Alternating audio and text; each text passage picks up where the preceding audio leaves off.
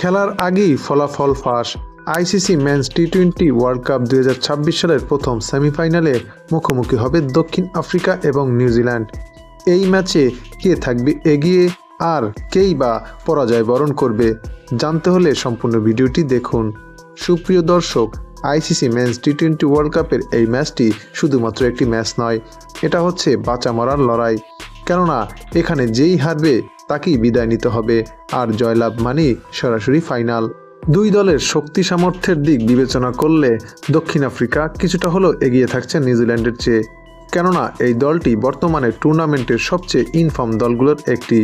তারা টানা 5 ম্যাচ জিতে সেমিফাইনাল পর্যন্ত এসেছে। প্রতিটি ম্যাচই তারা দেখিয়েছে দারুণ ব্যাটিং এবং ধারাবাহিক বোলিং পারফরম্যান্স। তাদের টপ অর্ডার দ্রুত রান তোলা থেকে শুরু করে মিডল অর্ডার রান রাখতে জানে।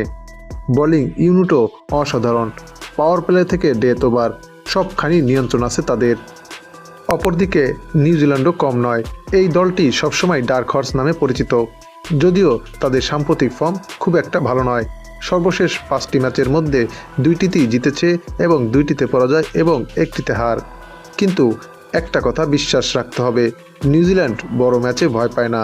তারা চাপ থেকেও ম্যাচ জিততে জানে এবং সেমিফাইনাল বা ফাইনালের মতো বড় মঞ্চে তাদের অভিজ্ঞতা রয়েছে।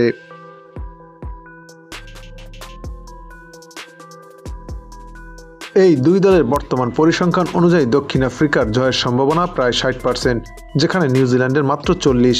কিন্তু এই স্ট্যাটাস দেখলে মনে হতে পারে দক্ষিণ আফ্রিকা এগিয়ে, যদিও বাস্তবে ম্যাচ এতটা সহজ হবে না।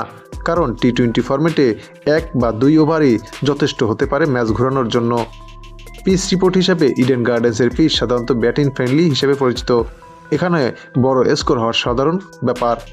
তবে ম্যাচের মাঝামাঝি সময় স্পিনাররা বড় ভূমিকা রাখতে পারে, বিশেষ করে যদি উইকেট একটু স্লো হয়ে যায় তাহলে রান করা কঠিন হয়ে উঠবে।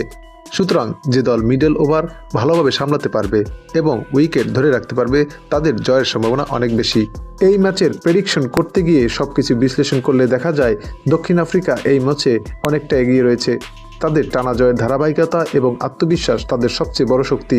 তবে নিউজিল্যান্ডকে কখনোই অবহেলা করার সুযোগ নেই, তারা সবসময় বড় ম্যাচের নিজেদের সেরাটা উগরে দিতে পারে। এই ম্যাচের ফাইনাল প্রেডিকশন বলতে আমার মতে দক্ষিণ আফ্রিকাই এগিয়ে থাকবে, ফাইনালে যাওয়ার সম্ভাবনা তাদের সবচেয়ে বেশি। কিন্তু মনে রাখতে হবে, ক্রিকেট অনিশ্চয়তার খেলা। একটা ক্যাচ, একটা ওভার বা একটা ভুল সিদ্ধান্ত পুরো ম্যাচ বদলে দিতে পারে। এখন আপনার পালা, আপনার মতে কে জিতবে এই হাই ভোল্টেজ সেমিফাইনাল, দক্ষিণ আফ্রিকা নাকি নিউজিল্যান্ড? তা আপনিও জানিয়ে দিন আমাদের চ্যানেলের কমেন্ট সেকশনে।